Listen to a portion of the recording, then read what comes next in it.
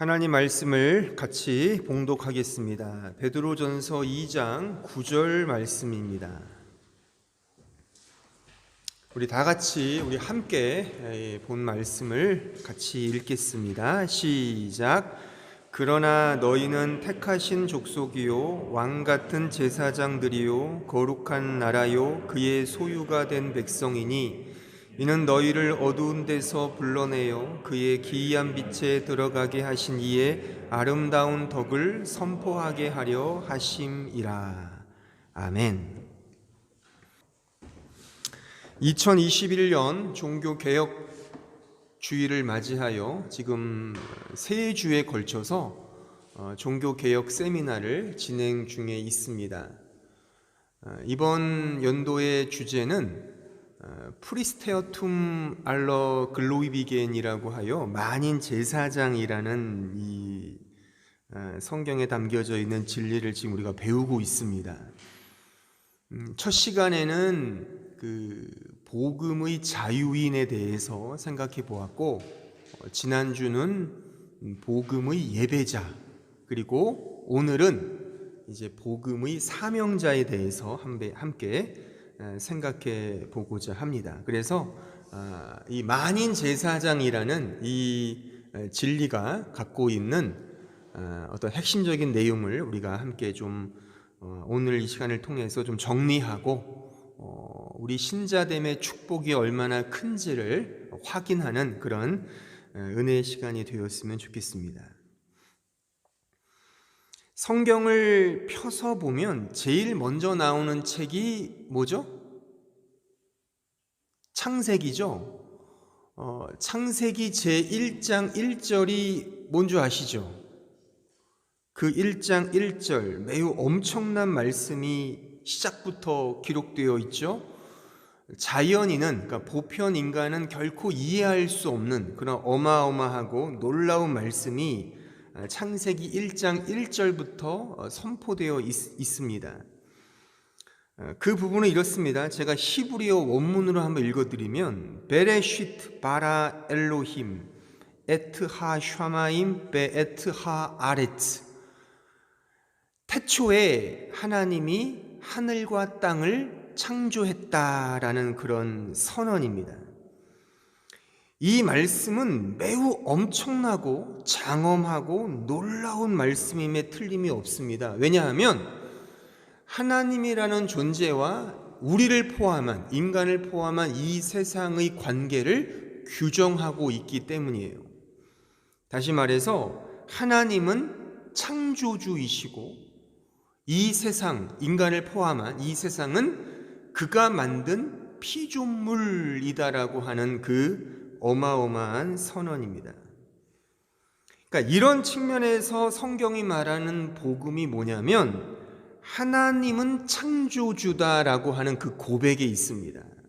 또한 나는 그가 만든 피조물이다, 이 사실을 아는 게 복음이에요. 하나님만이 존재를 존재되게 하시는 창조주로서 유일한 존재자라는 거예요. 그러니까 우리 인간은 하나님의 창조물, 피조물이기 때문에 나란 존재가 존재하기 위해서는 그 창조주 하나님을 진정으로 알 때라야 비로소 내 존재를 찾는 거죠. 왜요? 우린 피조물이니까. 인간은 독립적인 존재가 아니라 하나님께서 만드신 존재라고 하는 사실이에요. 따라서 존재자는 오직 하나님뿐입니다. 하나님만이 유일한 존재자이고 그를 통해서 우리가 만들어진 인간 존재라고 하는 사실입니다. 여기에 이제 죄라는 개념이 들어오죠. 그러니까 죄라고 하는 그 개념은 피조물인 인간이 하나님과 대등한 존재라고 스스로 인식하는 게 죄라고 말할 수가 있어요. 하나님만이 하나의 존재이신데 나란 존재도 하나님과 대등한 존재다, 이렇게 인식하고 이렇게 살아가는 것이 성경이 말하는 죄라고 하는 겁니다. 죄. 이렇게 막 악한 일을 하고 악한 생각하고 잘못된 일, 이런 것들은 근본적인 죄가 아니라 그것은 이 하나님과 나를 대등한 관계로 놓는 인간의 교만함 속에서 이렇게 조금 나오는 하나의 양상들이지, 성경이 말하는 근본적인 죄는 창조주 하나님과 피조물인 내가 대등한 관계로 생각하는 거예요. 그래서 좀 더 이렇게 좀 과격한 사람들은 하나님과 맞짱을 뜨기도 하고, 조금 온건한 사람들은 하나님이란 존재는 그냥 마음씨 좋은 옆집 할아버지 정도, 이렇게 인식을 하는 거죠. 그러니까 내가 피조물이고 하나님이 창조주라고 하는 사실을 이렇게 간과하는 그런 모든 인식과 그런 모든 삶의 패턴이 다 죄라고 하는 것입니다. 한번 이렇게 좀 더 설명해 볼까요? 만약 내가, 여러분들 각자가 존재로서 하나님 존재를 만나면, 즉 대등하게 만나면 하나님의 존재는 나란 존재와 합집합을 이루게 돼요. 그렇게 되면 내 수준으로 하나님을 이렇게 상정하고 설정하게 된다는 것입니다. 유한한 인간이 무한한 하나님을 자기 지식으로 채색하게 된다는 것입니다. 다시 말해서 우리가 좋아하는 거 있잖아요. 인간의 사고 범주에 속하는 상선벌악, 사필귀정, 심은 대로 거둔다, 인과응보, 이런 개념으로 하나님을 상정을 해요. 그래서 내 행위의 됨됨이에 따라 어떤 신이든 잘하면, 착하게 살면 복받고, 악을 범하거나 못 살면 벌 받는 거야, 이런 식으로 하나님을 이해한다는 거죠. 이게 성경 용어로 제가 뭐라 그랬어요? 성경 용어로 이런 인간 범주를 통틀어서 성경이 뭐라고 말한다 그랬습니까? 바로 율법이에요. 율법. 이런 율법적 사고로 하나님을 이해하면 이것이 인간 측면에서, 인간의 인식 범위 안에서, 유한한 인간의 범주 안에서 하나님을 이렇게 이해하는 처사이기 때문에 이런 이해로는 죽었다 깨나도 하나님을 하나님으로 만나거나 믿을 수 없다는 겁니다. 창조주 하나님으로 믿는 것이 아니라 다 내 행동의 정당한 보상으로 하나님을 이해하게 된다는 거예요. 이것이 하나님과 나란 존재의 대등한 관계 속에서 어떤 합집합을 이루어가는 그런 맥락에서 하나님을 내 우상으로 만들어 버리는 겁니다. 내 우상으로.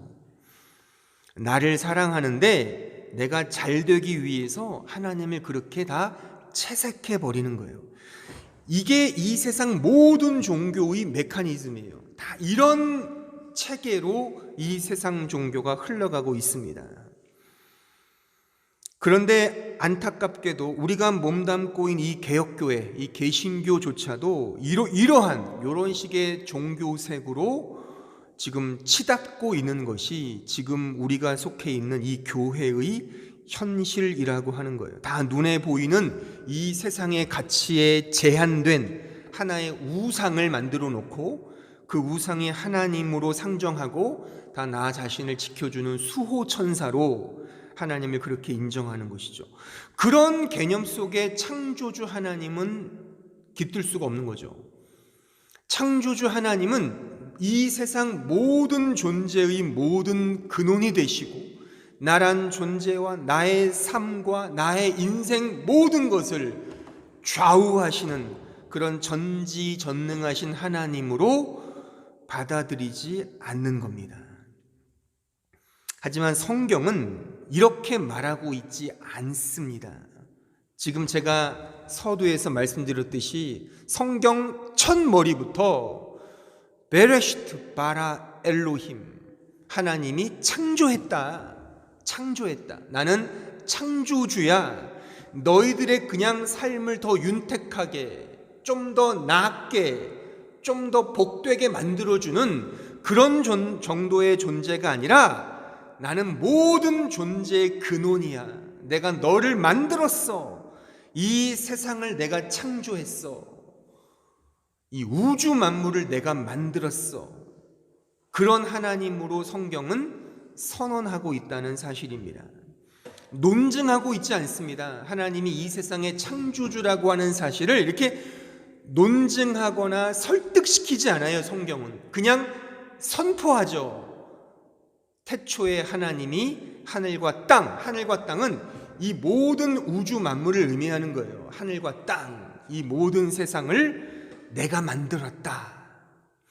창조주 하나님이라고 하는 사실입니다. 그래서 우리 개혁교회가 거의 성경에 근거하여 가장 중요한 교리로 상정하고 있는 그 웨스트민스터 교리문답 제1번이 뭡니까? 제가 여러 번 말해서 다 아시죠? 사람의 제일 되는 목적이 무엇이뇨? 그 답은 사람의 제일 되는 목적은 하나님을 영화롭게 하고 그를 영원토록 즐거워하는 것이다. 또 우리가 지금 살고 있는 이 독일, 이 하이델베어크 교리문답이라고 있어요. 이 교리문답 제1번도 이러합니다. 사나 죽으나 나의 유일한 위로가 무엇인가? 답은 사나 죽으나 나의 진정한 위안은 사나 죽으나 나는 나의 것이 아니요 내 몸과 내 영혼 모두는 신실하신 구주 예수 그리스도의 것입니다. 왜요? 그가 창조주니까.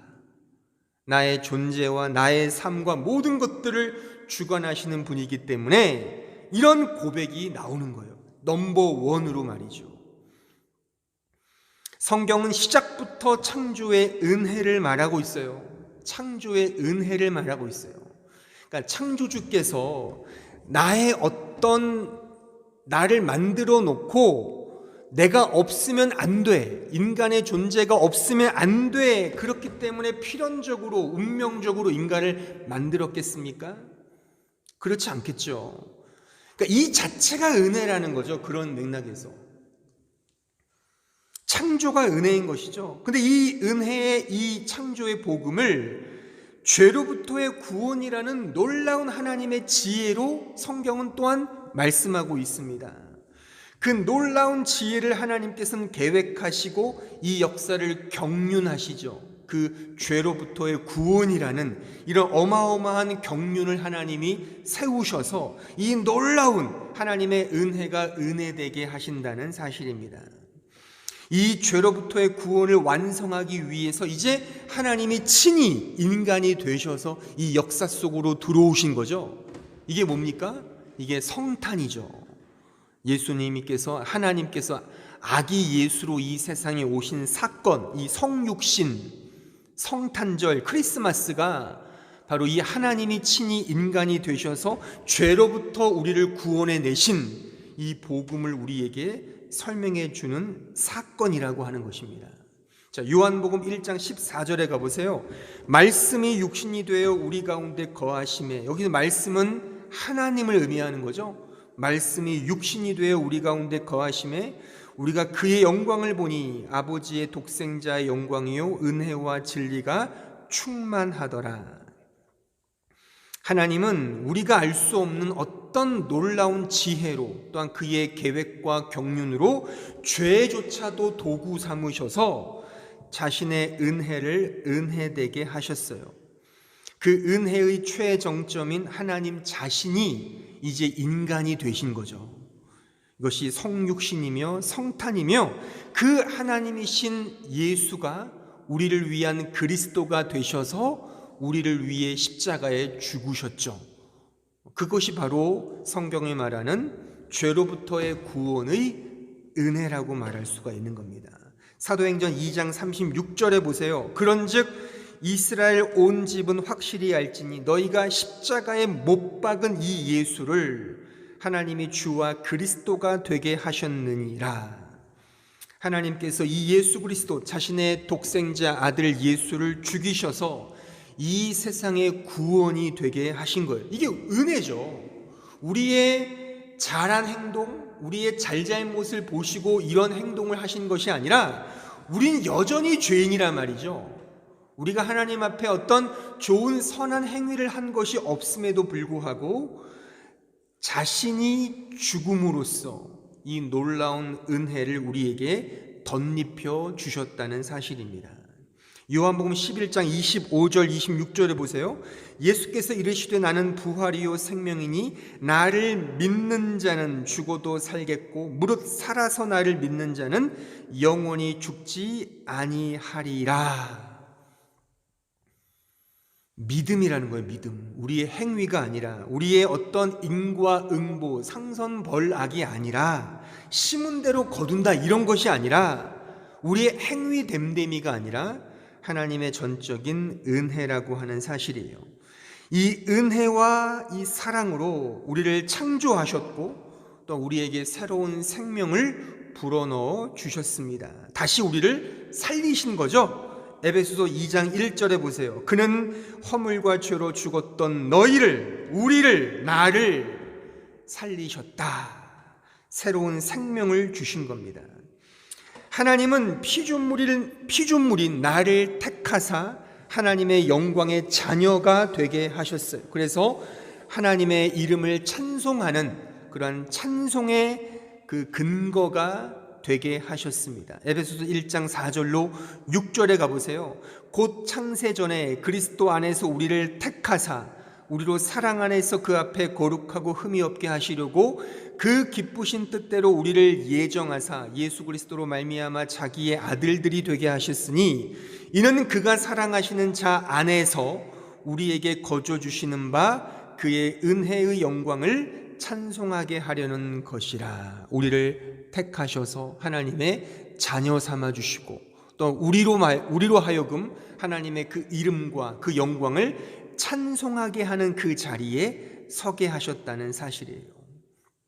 그러므로 신자가 되었다는 것은 하나님께서 나를 은혜로 창조하셨음을 아는 것이고 나를 은혜로 부르사 거룩한 백성으로 삼으셨고 나를 은혜로 택하사 그의 영광의 생명에 동참케 하시며 그 생명의 소유가 되게 하셨다는 사실이에요. 지금 제가 진술한 이 설명이 오늘 본문에 고스란히 담겨져 있죠. 자, 오늘 본문을 다시 한번 보세요. 그러나 너희는 택하신 족속이요 왕같은 제사장들이요 거룩한 나라요 그의 소유가 된 백성이니 이는 너희를 어두운 데서 불러내어 그의 기이한 빛에 들어가게 하신 이의 아름다운 덕을 선포하게 하려 하심이라. 이제 본론에 들어가겠습니다. 자, 그러므로 이런 기초적인 지식을 바탕으로 그러므로 성경에서 말하는 사명자란 본질적으로 지금 제가 설명한 이 은혜의 복음을 아는 자가 사명자입니다.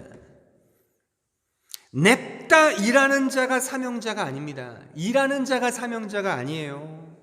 열심히 섬기고 열심히 충성하고 전도하고 봉사하고 이런 게 사명자가 아니라니까요. 예수 그리스도의 이 은혜의 복음을 아는 자가 본질적으로 사명자입니다. 사명자. 그래서 복음의 사명자인 거예요. 이 복음과 관계가 없는 사람은 사명자가 아니에요. 자, 왜냐하면 보세요. 여러분들, 사명이라는 이 사명의 본질이 뭡니까? 사명. 미션이죠, 미션. 어떤 일을 이렇게 수행하는 건데, 근데 지금 제가 말씀드렸듯이 우리에게 이 일을 맡기신 분은 누구예요? 창조주 하나님이라니까요. 창조주 하나님이 피조물인 우리에게 어떤 일을 맡기셨다면 내 일을 하는 겁니까? 하나님의 일을 하는 겁니까? 당연히 명령받은 자가 명령하는 자의 일을 감당하는 거잖아요. 그러니까 이 사명이라는 것은 이 commitment of mission이라고 말할 수 있는 거죠. 맡겨진 일이에요. 맡겨진 미션. 내 일이 아니라 내가 좋아서 하는 게 아닙니다. 하나님의 명령을 수행하는 자예요. 그러니까 그 하나님을 알아야 이 일을 할 수 있잖아요. 그렇잖아요. 그러니까 이 안다는 것은 말씀을 안다는 것이고 말씀은 진리가 내 안에 있다는 거잖아요. 자, 여러분들, 제가 언젠가 이 예를 해드리는지 모르지만 지금 여러분들이 제 말을 이해하시죠? 그렇죠? 제가 만약 여기서 아까 전에 무슨 베레시트 바라 엘롬 이런 말 하면 알아들어요? 그렇게도 장시간 말할 수도 없겠지만 전혀 못 알아들어요. 한국말로 말하니까 알아듣는 거거든요. 왜요? 한국말이 우리 안에 다 있는 거예요, 이게. 그래서 제가 만약에 이거 하세요, 앞으로 오세요, 그러면 다 알아듣고 따라하는 거잖아요. 말이 있으니까. 그러니까 진리가 있다는 것, 하나님을 믿는다는 게 이런 거거든요. 하나님의 진리가 내 안에 있는 자가 그의 음성을 듣고 그의 뜻대로 살아갈 수 있는 미셔너리가 된다 말입니다. 이게 없으면 사명자로서 감당할 수가 없는 겁니다. 그러니까 은혜의 복음, 하나님을 나의 창조주로 믿지 못하면 이 사명자, 이 놀라운 하나님의 일은 우리가 감당할 수 없다는 사실을 우리는 기억을 해야 됩니다. 이 사명의 본질은 결국 복음이거든요. 그러니까 오늘 이 본문으로 다시 보세요. 본문. 그러나 너희는 택하신 족속의 왕 같은 제사장들이요 거룩한 나라요 그의 소유가 된 백성이니, 여기까지가 보세요. 택하신 족속, 왕 같은 제사장, 거룩한 나라, 그의 소유. 이런 표현들은 다 한결같이 사명자의 정체성을 말하고 있죠. 그렇죠? 하나님과의 관계를 말한단 말입니다. 하나님의 은혜를 아는 것, 이런 자가 이런 사람들이라는 거예요. 왕 같은 제사장, 거룩한 나라, 그의 소유된 백성, 택하신 족속, 관계를 맺는 자. 근데 이 관계를 맺는, 그러니까 은혜의 복음을 아는 자가 이제 나타내는 그 사명의 내용이 뭐예요? 그 다음 나와 있죠. 너희를 어두운 데서 불러내어 그의 귀한 빛에 들어가게 하신 이의 아름다운 덕을 선포하는 거다. 이 아름다운 덕이 뭐예요? 그렇죠? 아름다운 덕, 그의 귀한 빛이 뭐예요? 그 빛은 예수 그리스도잖아요. 그 예수 그리스도의 빛에 들어가 계신 이 하나님 아버지잖아요. 하나님의 그 복음, 아름다운 덕, 그 복음을 선포하는 겁니다. 복음을 알고 그 복음을 전하는 게 사명자라고 하는 겁니다. 내 말을 전하는 게 아니고 내 뜻을 전하는 것이 아니라 내 어떤 나의 이해관계에 따라 전하는 것이 사명자가 아니라 복음과 관계를 맺고 그 복음을 전하는 자가 바로 사명자라고 말할 수가 있는 거예요. 은혜의 복음을 선포하는 겁니다. 이것이 사명이라는 이 단어의 본질이며 내용입니다.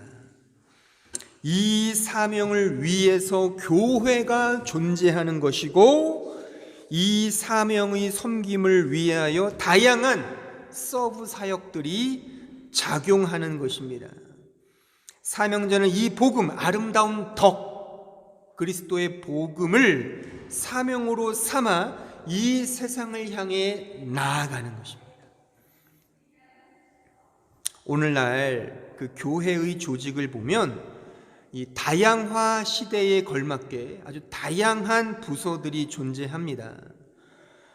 그 옛날 그 종교개혁 시대 때는 아마 없었을 부서가 지금은 위세등등하게 자리매김하여 사역하고 있는 것을 우리는 왕왕 볼 수가 있어요. 대표적인 예가 비유니까 차량봉사부, 그렇죠? 그 옛날 차량이 없을 때는 차량봉사부라는 게 교회의 부서로 있었겠습니까? 없었겠죠. 차가 없는데 무슨 차량봉사부가 있겠어요. 하지만 요새 웬만큼 되는 교회마다 다 이 차량봉사부가 있어요. 작은 교회조차도요, 주차로 봉사하는 섬김이들이 있거든요.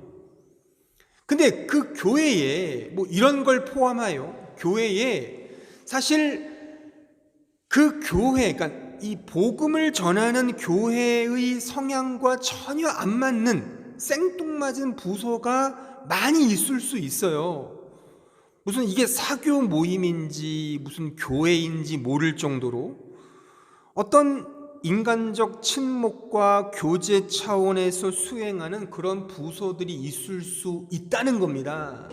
운동, 취미, 꽃꽂이 클럽도 교회에 있을 수 있고요. 악기 연주, 레슨하고 이런 것도 다 요즘에 교회에서 많이 보는 활동들이거든요.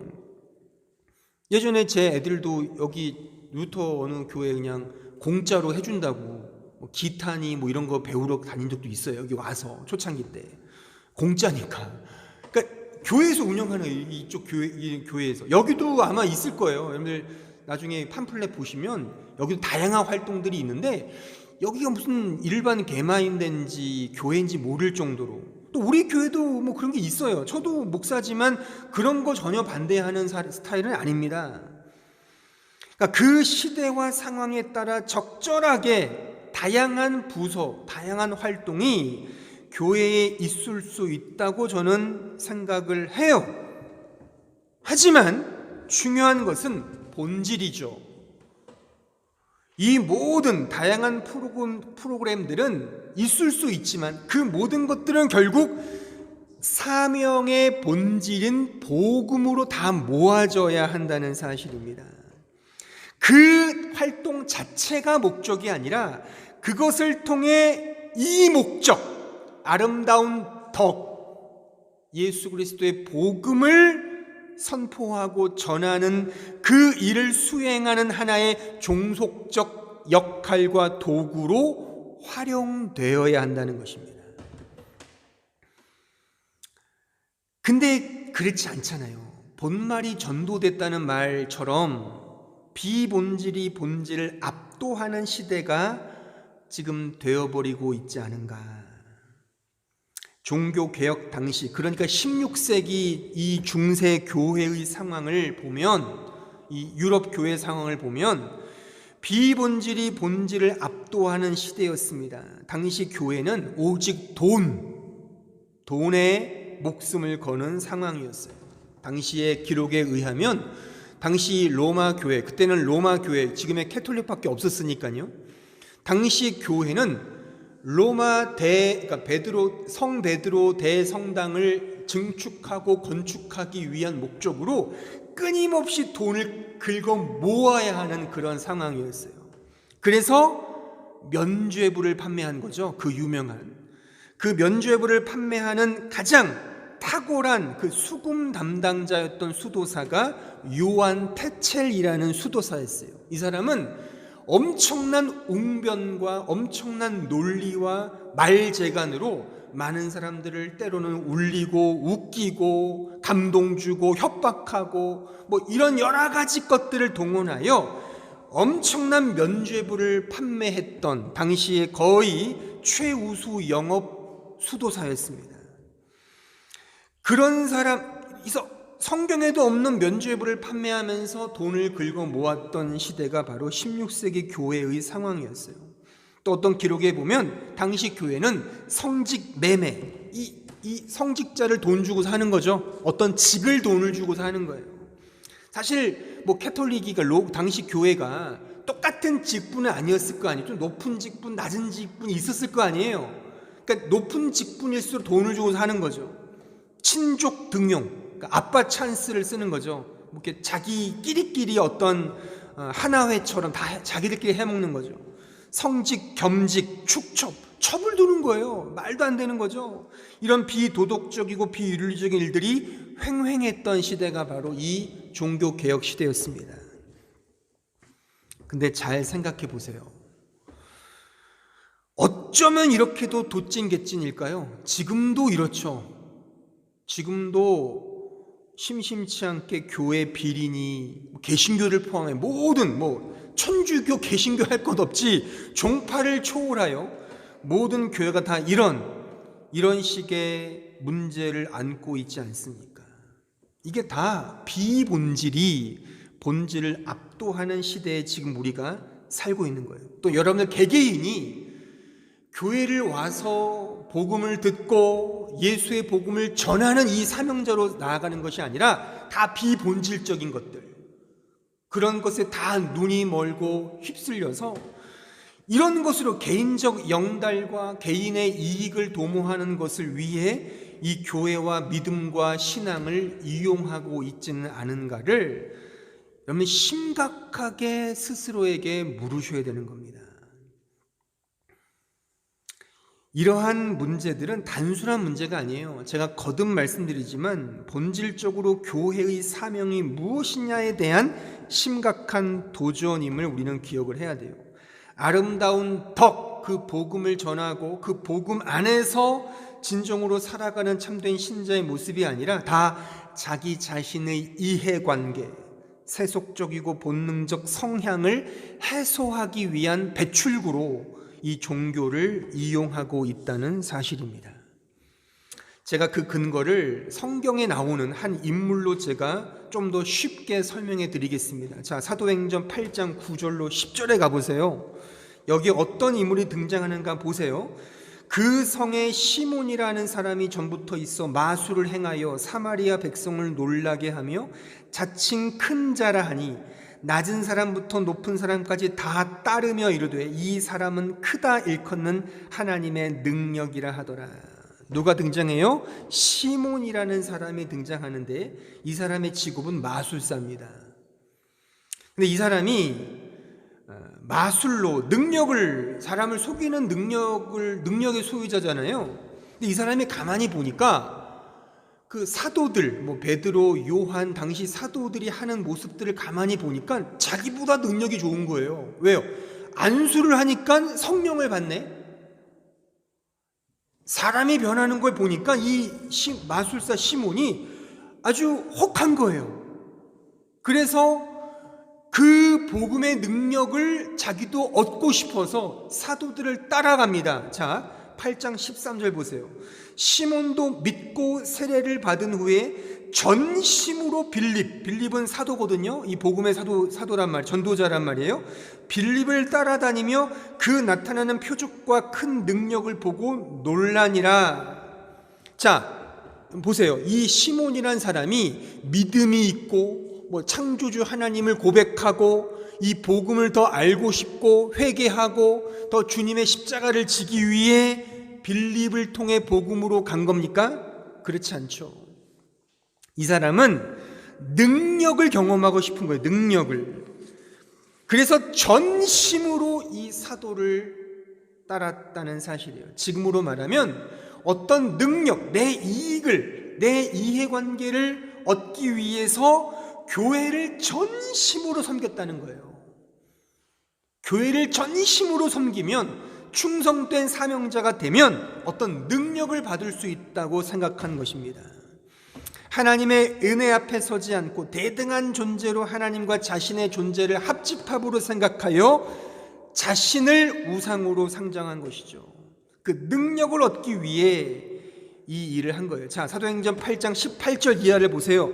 시몬이 사도들의 안수로 성령 받는 것을 보고 돈을 들여 이르되 이 권능을 내게도 주어 누구든지 내가 안수하는 사람은 성령을 받게 하여 주소서 하니. 이게 의도였다는 거죠.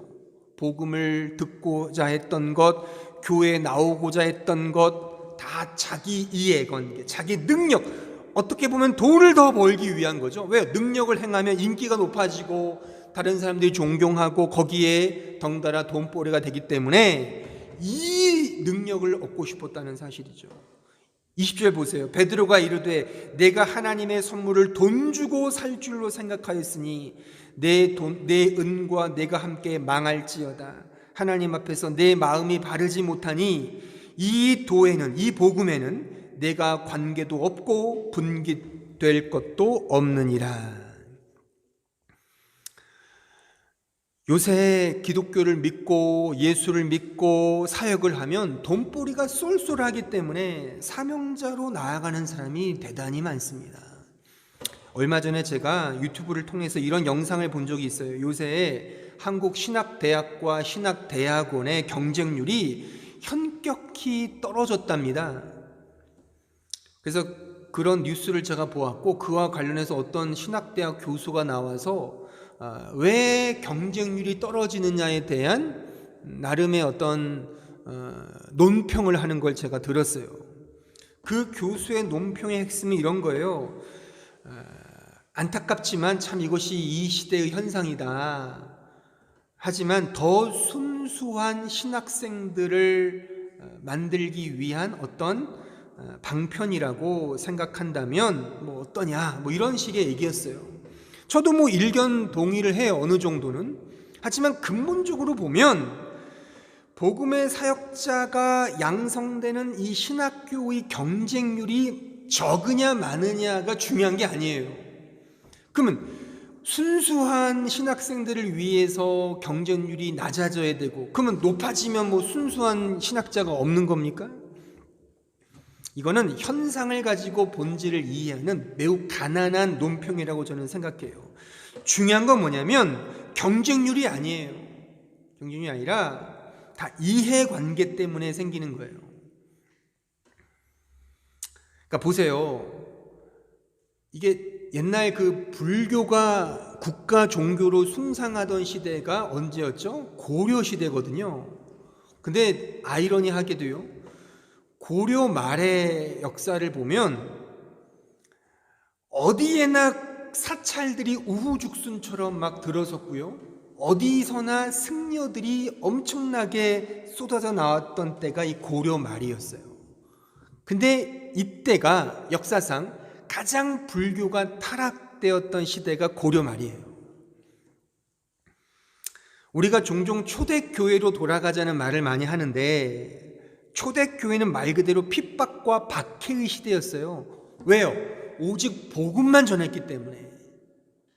오직 타협 없이 예수의 복음만 전했거든요. 예수가 우리의 큐리오스다. 로마의 황제가 우리의 진정한 큐리오스가 아니야. 이거 외쳤다고 다 사자밥이 되거나 톱으로 켜 죽이거나 화형시켜 죽이거나 막 그렇게 막 끔찍하게 죽였던 시대가 초대교회였거든요. 그러니까 우리가 지금 알고 있는 대부분의 사도들은 다 순교했어요. 왜요? 이 예수는 우리의 큐리오스다라고 복음을 외쳐서요.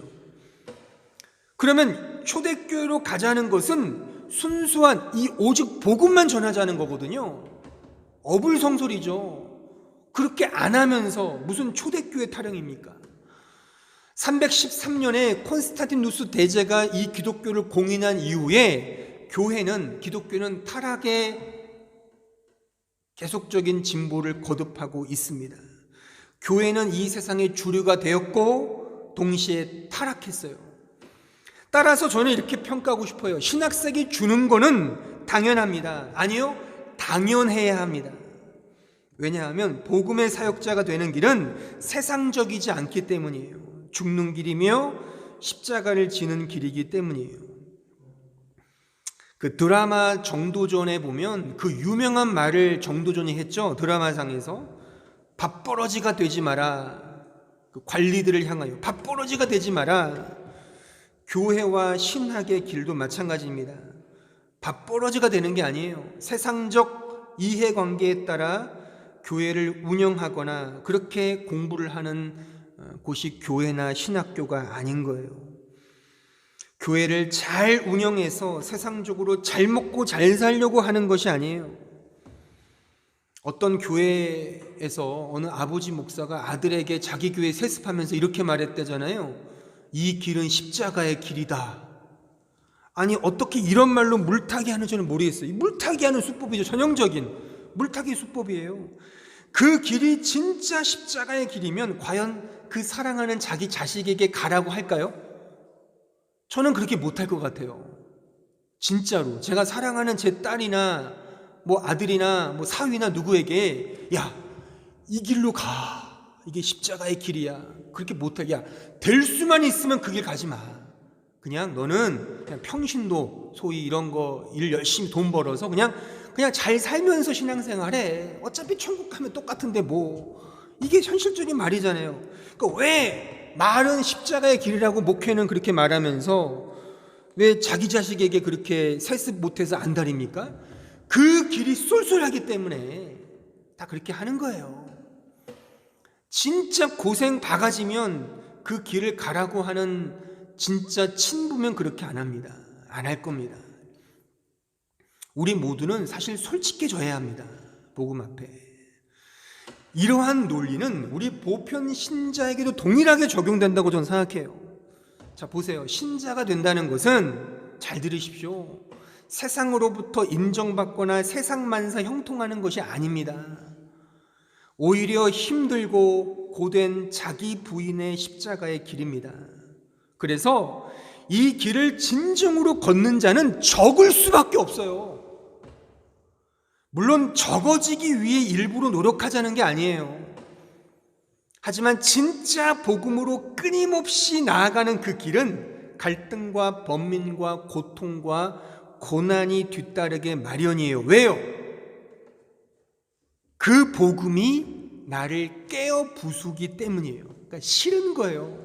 그 복음의 길은 나의 자아를 깨거든요. 제가 로마서 강의하면서 그리스도와의 연합, Union with Christ라는 교리를 여러 차례 제가 설명드렸어요. 그리스도와의 그 신비로운 연합의 교리의 백미는 그리스도의 죽음과 부활은 동일하게 나의 죽음과 부활이라는 진리예요. 그리스도가 죽은 것처럼 나도 죽는 것이고 그리스도가 부활한 것처럼 나도 부활한다는 것이 Union with Christ라는 엄청난 신비로운 교리입니다. 성경의 말씀이죠. 이 교리로 말하면 보세요. 예수께서 죽으셨죠? 우리도 죽는 겁니다. 예수를 믿고 예수의 제자가 된다는 것은 죽는 거예요. 제가 여러 번 인용했듯이 이 독일에 나온 세계적 신학자 본 회포가 이런 말 했대잖아요. 그리스도께서 너를 부른 것은 와서 죽으라고 부른 것이다. 잘 먹고 잘 살려고 우리를 부른 것이 아니라 와서 죽어야 돼. 나를 향하여 죽는 거야. 세상을 향해 죽는 거야. 이게 사명이야. 이게 사명자의 십자가의 길이야. 그래서 우리는 죽는 게 맞다니까요. 우리는 죽는 겁니다. 하나님 그렇게 우리를 몰고 가실 겁니다. 그래서 이 역사 속에서 우리는 죽어가는 거예요. 결국 다 죽잖아요. 실제 우린 다 죽습니다. 그 육체적 죽음을 어느 순간 맛보면서 나의 육체 이렇게 죽는 게 맞구나. 그렇지만 예수 안에 부활하는구나를 이제 체험적으로 경험하게 되는 거예요. 이게 사명자의 길입니다. 이 복음을 외치는 거예요. 근데 이 복음이 쉽다고요? 이 복음이 마냥 즐겁다고요? 마냥 해피하다고요? 그렇지 않습니다. 끊임없는 갈등과 번민과 고통과 고난이 뒤따르는 거예요. 물론 그 이후에 부활이 있죠. 그 부활의 소망을 가지고 이제 현재 기쁨을 누릴 수 있는 거예요. 하지만 여전히 우리는 이 죽을 몸에 거하고 있기 때문에 끊임없는 갈등과 번민이 있어요. 왜? 우리 육체는 언제나 세속적으로 살고 싶어 하거든요. 더 낫게, 더 이기적으로, 더 뭔가 내 영광을 위해 살고자 하는 욕망이 우리 마음에 있단 말입니다. 그것을 하나님이 죽이신다는 거예요. 예수 안에서 말이죠. 이게 사명자의 길입니다. 그러니까 적어지는 게 맞아요. 좁은 길인 거예요. 그래서 복음의 길은 넓은 길이 아닙니다. 좁은 길을 주님만을 바라보면서 걸어가는 거예요. 만약 세상과 타협하면 사명자는 그 어떠한 고난도 역경도 갈등도 번민도 염려도 없겠죠. 성경이 다 그런 얘기잖아요. 굉장히 극단적으로 성경 기록되잖아요. 다니엘, 사드락, 메삭, 아베느고 초대교회 모든 인물들 다 선택의 기로에 섰잖아요. 너 예수 부인해. 아니 그럴 수 있죠. 예수 부인할 수 있죠. 그게 뭐가 중요해요. 그냥 그 앞에서는 부인하고 나 원래 믿어요. 나 이렇게 죄 많아요. 그렇게 한다 하나님이 그 사람을 미워하실까요? 그렇지 않잖아요. 근데 성경은 그것을 유난히 많이 극적으로 묘사한단 말이에요. 이게 우리 현실을 그대로 반영하는 극적으로 반영한 하나의 내러티브라고 하는 거죠. 스토리라고 하는 겁니다. 타협하면 고난이 없어요. 그냥 적당하게 살면 그냥 복음도 믿고 적당하게 살면 아무런 고난도 없지만 성경은 그것을 우리에게 말하고 있지 않습니다. 온전히 이 믿음만을 추구하는 것이죠. 그래서 우리 힘으로 이 사명자의 길을 걸어가는 게 아니에요. 우리 힘으로. 자, 고린도전서 9장 16절에 가보세요. 내가 복음을 전할지라도 자랑할 것이 없음은 내가 부득불할 일임이라. 만일 복음을 전하지 아니하면 내게 화가 있을 것이로다. 여기에 사명자에게 있어서 중요한 단어가 하나 등장해요. 부득불. 밑줄 치세요. 부득불. 이 단어가 그 헬라어 성경을 보면 아나케라는 단어인데, 명사인데, 이 단어의 뜻은 compel 또는 compulsion이란 단어의 뜻이에요. 즉 강요하다, 강제, 필수, 의무라는 뜻이에요. 그러니까 보세요. 이 부득불, 번역을 잘했다고 저는 생각해요. 부득불. 그러니까 나의 의지와 나의 의사와는 상관없이 끌려가는 거예요. 부득불. 왜요? 명령을 받았으니까. 이게 사명자예요. 내 자유의지로는 가고 싶지 않아요. 이 사명, 복음을 전하고 싶지 않아요. 왜요? 고난의 길인데. 근데 이렇게 부득불 갈 수밖에 없는 거라는 거죠. 왜요? 하나님의 강권적인 은혜가 나를 이 길로 밀어붙이기 때문이죠. 성경에 나오는 모든 복음 전도자들은 다 이 부득불 끌려간 거예요. 자기 자랑이 없었습니다. 자, 그 이하 보세요. 17절. 내가 내 자의로 이것을 행하면 상을 받으려니와 내가 자의로 아니한다 할지라도 나는 사명을 받았노라. 이게 말의 뜻이 뭐냐면 내 자유의지로 감당할 수 없었다는 거예요. 복음의 사명은 내가 하고 싶어서 하는 게 아니라는 거예요. 여기에 사명이란 단어가 오이코노미아라는 단어예요. 오이코노미아. 이것은 dispensation, stewardship이라고, 이게 사명이죠. 청지기. 명령을 받은 거예요. 명령을 받은 거. 내 의지와 내가 하고 싶어서 하는 것이 아니라 하나님께서 나를 이리로 몰고 가시기 때문에 이 일을 하는 거예요. 복음의 은혜를 진정으로 경험한 자는 주체할 수 없는 마음과 은혜로 이 일을 감당하게 된다는 겁니다.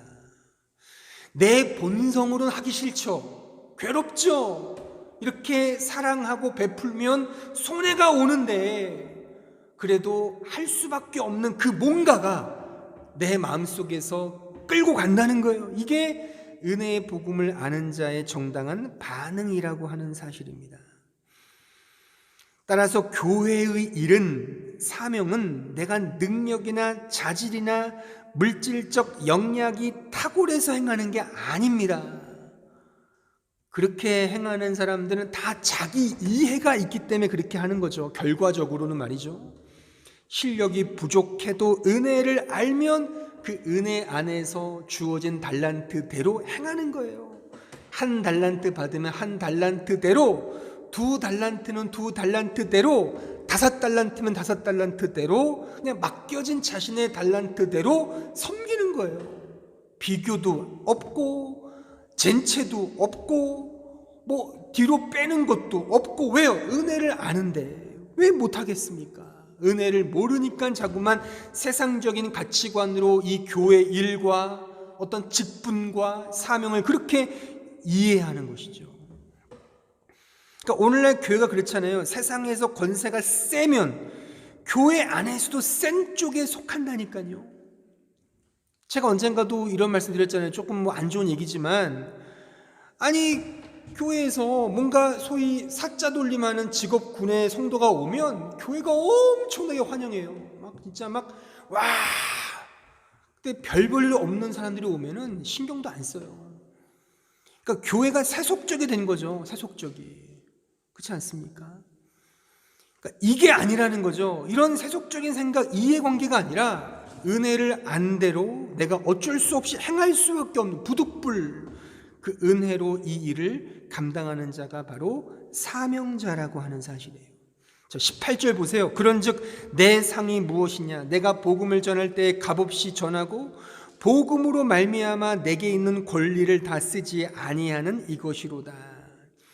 그러니까 이 구절은 주님의 가르침, 거저 받았으니 거저 주어라 라는 그런 말씀이에요. 우리가 이 일을 하는 것은 내 자랑도 아니고 보상이 아니라는 거예요. 거저 받았으니 거저 주는 것이 바로 이 사명 감당이다라고 하는 사실이에요. 오직 하나님만이 유일한 보상이다. 이 부분에서 사명자의 사명 감당에 대한 마음과 자세와 태도를 우리는 엿볼 수 있는 거예요. 사명자는 자신의 사명을 감당하면서 자랑하거나 그 어떤 보상을 요구하지 않습니다. 왜냐하면 그 자체의 그 사명이 은혜의 사명이기 때문이죠. 이 복음의 사명자가 가지는 정당한 마음과 태도가 바로 이런 거예요. 거저 받았으니 거저 주는 겁니다. 나에게 어떤 권리를 쓰는 게 아니에요. 내가 이렇게 했으니까 이런 식의 뭔가 해 주셔야지, 이런 게 아닌 거예요. 그렇게 생각하면 다 세속적으로 교회의 직분과 사명을 이해하는 겁니다.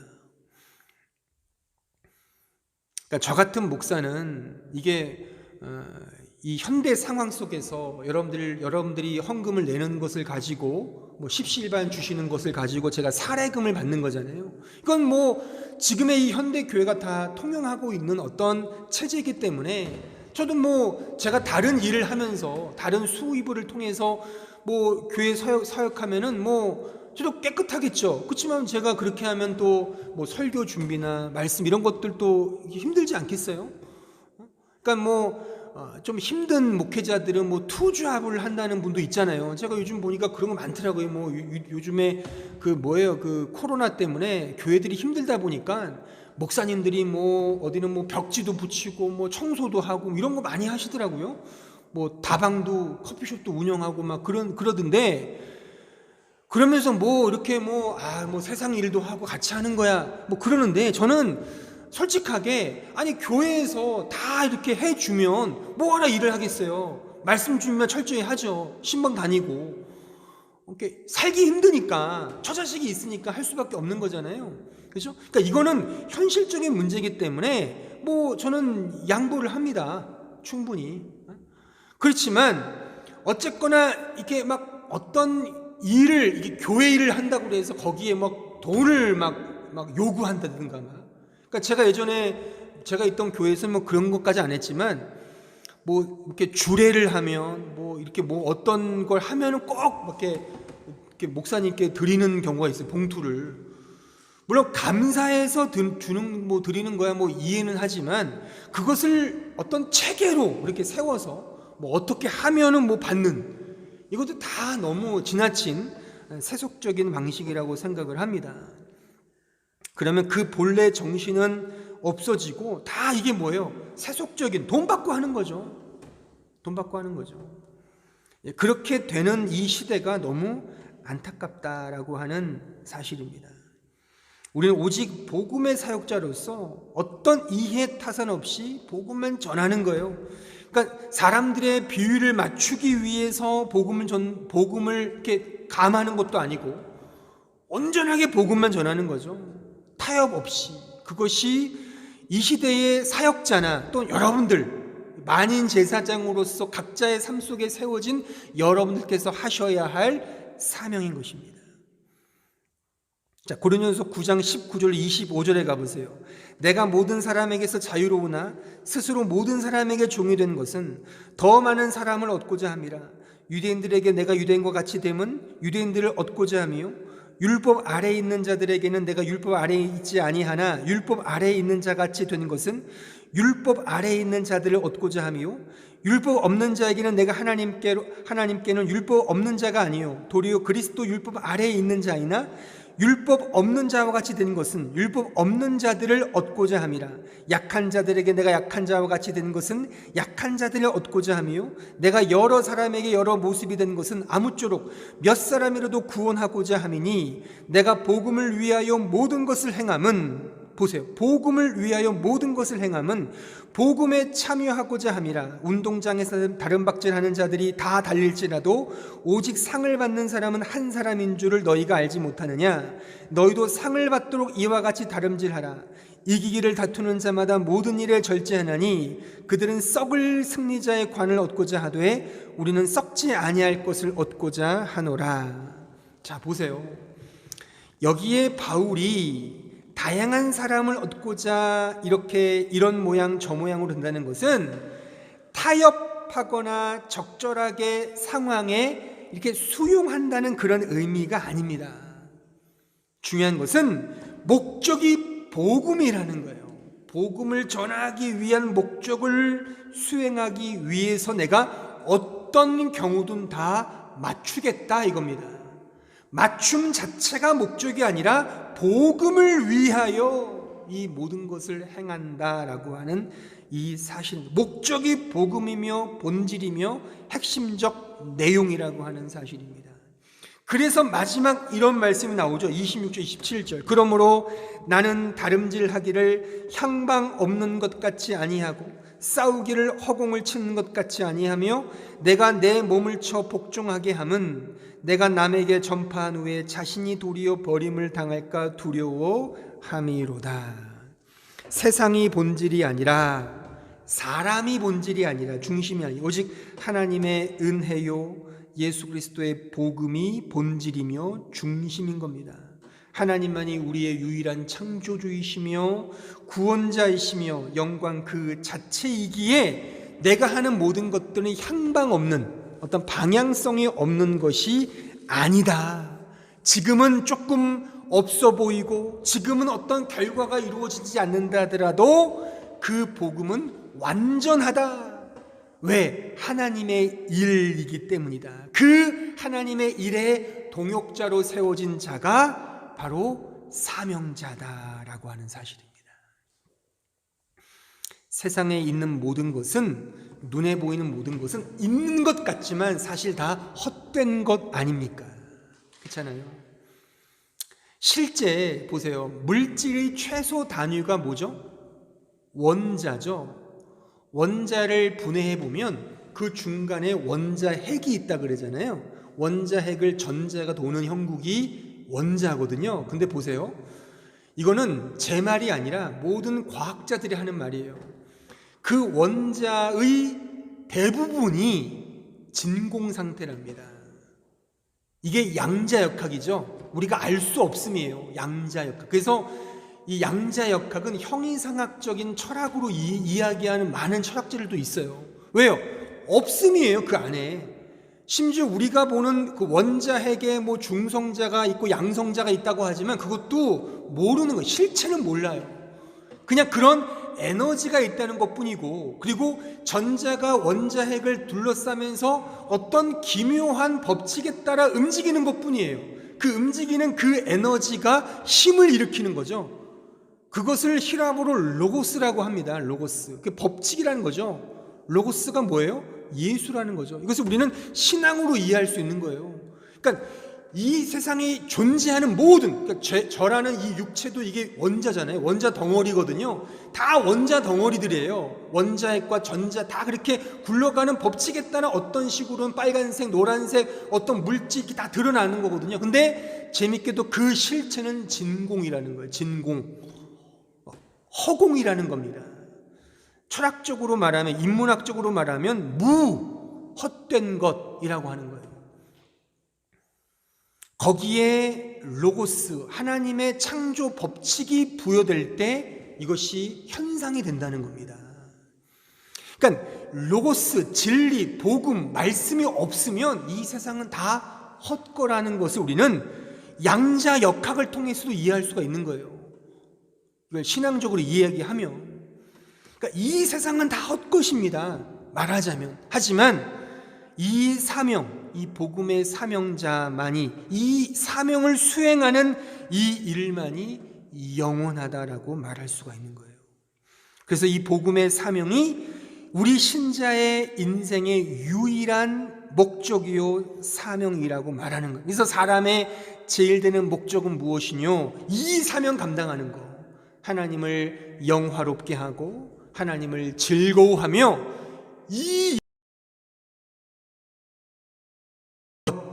이것이 우리 삶의 유일한 목적이며 사명이라고 하는 것입니다. 사랑하는 성도 여러분, 복음의 사명자는 하나님 앞에 나 자신의 존재를 세우는 것이 아닙니다. 그래서 합집합을 만들어가는 게 아니에요. 하나님은 창조주이시고 나는 피조물임을 아는 거예요. 그래서 오직 창조주 하나님의 은혜를 기억하며 그 은혜를 따라 복음의 아름다운 덕을 선포하는 삶을 살아가는 거예요. 부득불, 아나케, 부득불 감당하는 거예요. 싫죠? 오늘 당장 한 주간 살면서 지금 들은 이 말씀을 근거로 하여 창조주 하나님을 기억하자. 전도서 12장 나오잖아요. 청년들아, 창조주 하나님을 기억하라. 창조주를 기억하며 살아보세요. 모든 일을 할 때 창조주, 나는 피조물이야. 이 존재의 근원 대신 하나님이 계셔. 그 하나님 앞에 내가 어떻게 살아야지?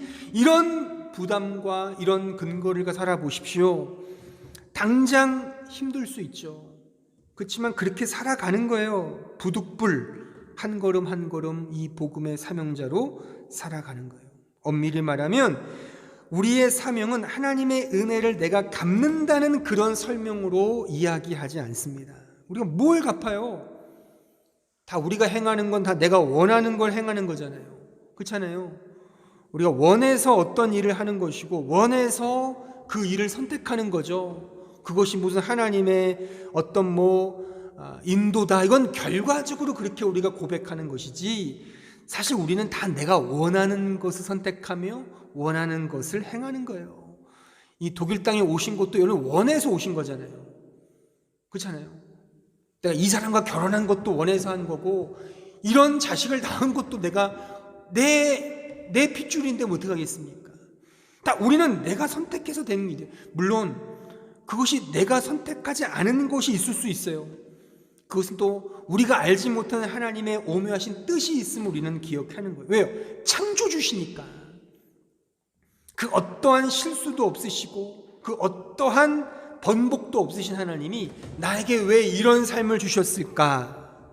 지금은 이해할 수 없지만 분명히 하나님의 오묘한 뜻이 있음을 우리는 기억해야 돼요. 이것이 창조주 하나님을 우리가 기억하며 살아가는 사명자의 삶인 거예요. 동시에 이런 창조주 하나님을 기억하고 이 복음을 기억하면 우리 안에서 이 복음, 이 사랑이 나올 수밖에 없죠. 단순히 인간적으로 잘해주는 게 사랑이 아니라 이 복음에 근거하여 복음을 전하는 거예요. 이 복음을 흘려주는 거예요. 말해주는 거예요. 이게 가장 큰 선물이니까요. 이게 가장 큰 사랑이지 않습니까? 내가 밥 한 끼 사주는 것 이상으로 좋은 것이 이 복음을 전하는 거 아닙니까? 왜요? 생명이 왔다 갔다 하는 일 아닙니까 이게? 이 복음을 전하는 거예요. 그래서 모든 사역자들이 이 복음만을 전한 거예요. 이 예수 그리스도의 복음만을 전한 겁니다. 하지만 실제 이 복음을 전하면 괴로움을 당하고 왕따를 당할 겁니다. 왕따를 당할 거예요. 어디 끼지를 못하죠. 대화 속에 끼지를 못할 겁니다.